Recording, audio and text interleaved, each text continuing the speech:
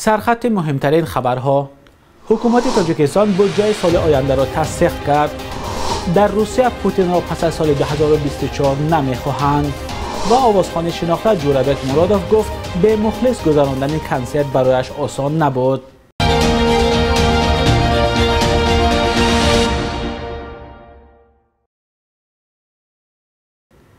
درود بیننده عزیز، خوش آمدید به برنامه نوید بامدادی. من مولا رجب یوسفی دوام 10 دقیقه دیگر با خبرهای تازه در خدمت شما خواهم بود. برنامه را از یک خبر خوش آغاز میکنیم. دسته منتخب المپی فوتبال تاجیکستان با رهبری سرمربی موبین ارگشوف در بازی نخستینش در مسابقه انتخاب جام آسیا 2022 در گروه ب تیم لبنان را با حساب 1-0 شکست داد. بازی دور اول مسابقه انتخاب جام آسیا بین دسته های منتخب المپی تا 23 ساله تاجیکستان و لبنان در گروه بی 25 اکتبر در ورزشگاه مرکزی دوشنبه برگزار شد. گل یگانه را حمایتگر مرکزی میزبانان وحدت حنانوف در آخر دیدار در دقیقه 87 به ثمر رسانید و توپ را از داخل جریمه‌گاه مهمانان از مسافه نزدیک به دروازه لبنانی ها وارد کرد. بازی کاملا با برتری فوتبالبازان جوان تاجیک گذشت. آنها پیوسته هجوم میکردند، مهمانان باشند اصلا از پی حمایت دروازه اشان بودند، بنابراین آنها به خط دفاع بیشتر توجه ظاهر میکردند. حکومت تاجیکستان در جلسه روز 25 اکتبر حجم بودجه برای سال آینده را اعلان کرد. دفتر مطبوعات پرزیدنت میگوید که درآمد عمومی بودجه برای سال 2022 در حجم 32.8 میلیارد سومانی به نقشه گرفته شده است. این مبلغ نظر به بودجه امسال 5.1 میلیارد سومانی یا بیش از 18% زیاد بوده است. خراجات بودجه باشد برای سال آینده 33.4 میلیارد سومانی پیشنهاد شده است که نظر به بودجه امسال 5.3 میلیارد سومانی زیاد می باشد. مقامات تا حال قانون بودجه را به شکل کامل نشر نکردند و معلوم نیست که فرقیت درآمد و خراجات یا کسر بودجه از کدام حساب پوشانده می شود. بودجه تاجیکستان اساساً از حساب انداز و پرداخت‌های گمرکی پر می شود. به خاطر آنکه انداز منبع اساسی درآمد بودجه می باشد، صاحبکاران از گرانی آن شکایت می کنند. بخش اساسی خراجات بودجه تاجیکستان باشد برای معارف و تندرستی مصرف می شود. مقامات گفتند سال آینده هم برای این دو بخش اجتماعی 14.6 میلیارد سومانی یا قریب نصف بودجه را جدا کردند.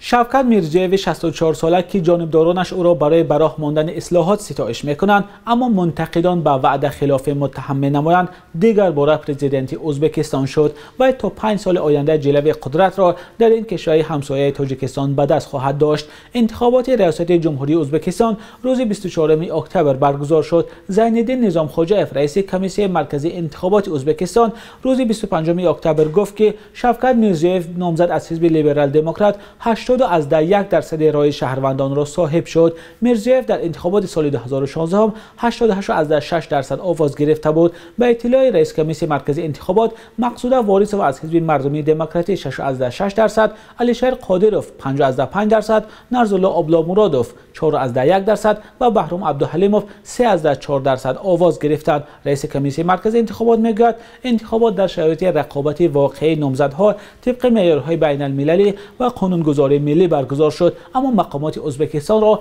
برای نبودن رقابت واقعی از جمله راه ندادن مخالفان در انتخابات تنقید میکنند.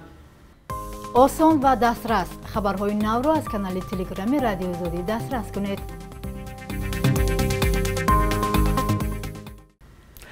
بنا به یک نظرسنجی مرکزی لیوادا 42% پرسیده شده ها گفتند پس از سال 2024 ولادیمیر پوتین را در کرسی پرزیدنتی روسیه دیدن نمیخواهند. نتیجه ها بر اساس مصاحبه با 1634 نفر از 18 سال بالا و روزهای 23-29 سپتامبر سال 2021 به دست آمدند. این نشان دهنده بالاترین از سال 2013 به این سو است. در پرسش سال 2013 درصد آدمانی که نمیخواستند پوتین در منصب پرزیدنتی روسیه بماند به 45% میرسید. محبوبیت پوتین پس از اشغال کریم در سال 2014 افزون شده بود. 47% پرسیده شده ها به ماندن پوتین بعد سال 2015 در منصب پرزیدنتی راضی بودند. این نشان دهنده نظر به سال 2017 پستر است. در ماه آگوست سال 2017 67% پرسیده شده ها به ادامه کار پوتین در مقام پرزیدنتی موافقت کرده بودند. پوتین آغاز سال 2000 بعد از قدرت کنار رفتن بوریس یلتسین رئیس جمهوری روسیه شد. طرفدارانش او را برای دوباره مستحکم کردن موقع برای روسیه در جهان توصیف میکنند، ولی منتقدانش و سازمانهای حامی حقوق ولادیمیر پوتین را به نقض گسترده حقوق انسان و فساد متهم می‌نمایند. پاندمی کووید 19 شیوه برگزاری کنسرت ها را در تاجیکستان و بسیاری از کشورهای جهان تغییر داد. از جمله جورابک مرادوف، هنرمند شناخته تاجیکستان، شام 22 اکتبر نخستین کنسرت آنلاینی خود را برگزار کرد. آوازخوان معروف در صحبت با رادیو آزادی گفت به مخلص گذراندن کنسرت برایش سخت بود، ولی به خاطر امن ماندن مردم از بیماری کووید 19 مجبور شد کنسرت را به این شکل برگزار نماید. فرزان محمدی از شهر خوجند گزارش می‌دهد. ای پامیری تو و یا رشتانی، کلابی تو و یا کی وخشانی، از سوق توی یا زرفشانی، جانم استی تو چه تاجیکستانی. جورابک مرادوف، آوازخوان شناخته تاجیک، بار اول شام 22 اکتبر در یوتیوب کنسرت آنلاین برگزار کرد. برنامه‌اش با نام دوام جوانی بخشیده به 60 سالگی فعالیت ایجادی‌اش بود و در آغاز برنامه‌اش گفت 2 سال اخیر به سبب بیماری همگیر کنسرت نداشت و از دیدار مخلصان محروم بود. عزیزم، من بار اول بی تماشابین مثلا خواننده عذابی که کشیدم، چون من تماشابین که همه وقت گپ زنم چی به این برنامه کردیم. همین حالی هم این از این کووید خواطر شدم من که برنامه تماشابین ناکتی کنیم، یگان تاش بیمار نشد. انسانی من بسیار عذاب بکشیدم. همین آدما خانه بشیشت، همین که به یک برنامه پیشنهاد کردیم دیدم، اگه معقول شد من نشد. این از مخلصا وابسته. من همین سن سالم نیا کرده، از هم سال هم سرودای بعضی من خواندگی هر سن سال بود، لیکن همین از قلبی گذرانده برنامه عالی جناب کردیم که برای مخلصای است.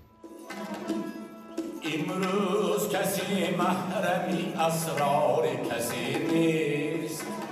این آوازخوان حدود 20 ترانه‌اش را که در رویه سرودهای خلقی و شش مقام ایجاد گردیدند، همراه مطربان انسامبل شش مقام خوانان نور خوجند منظور هوادارانش کرد. ده‌ها هزار تماشاگران، مهاجران کاری تاجیک در روسیه و آمریکا و از دیگر گوشه و کنار عالم او را در این برنامه مستقیم همراهی کردند. دستاندرکاران برنامه میگویند بارها به جورابک مرادوف درخواست برگزاری چنین کنسرت را نیز کرده بودند. استاد تا سن 79 سالگیشان گفتند که هر سال شبای ایجادی میکنند. استاد تا سال 79 سالگیشان من خدا بشه گفتند که باید کنسرت کنیم، لیکن این پاندمی اومد. وقتی پاندمی و ما کنسرت کردن نتونستیم. آدمای سرجم کردن کمتر برای سلامتیشون ممکن اگر ضررم میرسون برای همون نمیخواستیم که ما بعد پدرم استادم رو احتیاط میکردیم. 1.5 سال ما خونه برای برآوردگی نیستیم. یعقوب محمد عمر وزیر دفاع طالبان در یک پیام آدیویی به کشورهای جهان هشدار داده است که به امور داخلی افغانستان دخالت نکنند. یعقوب محمد که پسر اساسگذار طالبان ملا عمر است، در پیام خود از هیچ کشور مشخص نام نبرده است. او تنها گفته است به هیچ گروه اجازه نمیدهند که قلمرو افغانستان را به ضد دیگر کشورها استفاده کند، ولی در یک وقت وزیر دفاع حکومت طالبان گفته است اگر هر کشوری به امور داخلی افغانستان مداخله کند، طالبان خاموش نمیمانند. هرچند یعقوب محمد عمر از هیچ گروه یا کشور نام نبرده است، اما پیشتر برخی مقام‌های طالبان دولت تاجیکستان را به دخالت در امور افغانستان متهم کرده بودند، ولی مقامات تاجیک گفتند به امور داخلی افغانستان مداخله نمی‌کنند، ولی در یک وقت با سرنوشت تاجیکان آن سوی آمو بی تفاوت بودن نمی‌توانند. دوشنبه رسمی بارها طلب کرده است که در حکومت آینده افغانستان برای تاجیکان نیز مقام شایسته در نظر گرفته شود. بخش یک روز تاریخ را همکارم شهلای عبدالله تقدیمتان میکند که مهمترین تحولات تاریخی در روز 26 اکتبر را فرا میگیرد.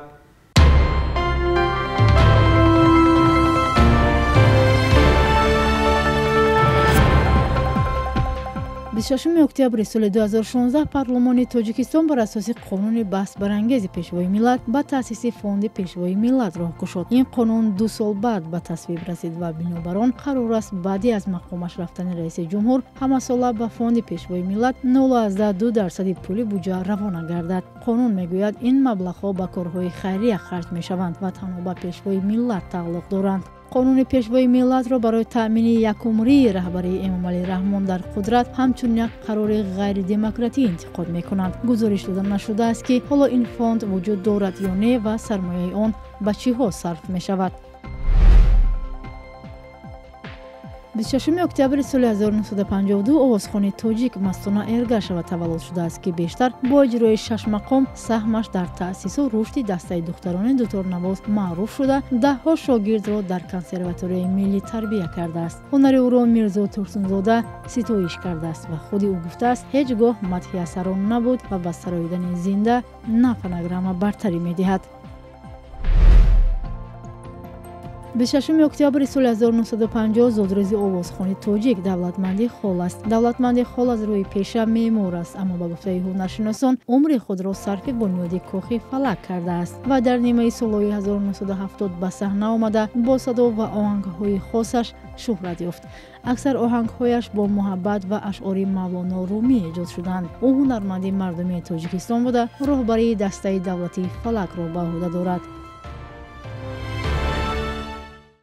قرب رسمی دلار آمریکایی در تاجیکستان امروز 26 اکتبر باز هم پایین رفته است، ولی در عوض قرب روبل روسیه باشد امروز نیز کم بالا رفت. حالا در بانک‌های تاجیکستان 100 دلار آمریکایی را به 1124 سومان و 85 درم عوض می‌کنند. 1000 روبل روسی باشد به 160 سومان و 30 درم برابر است.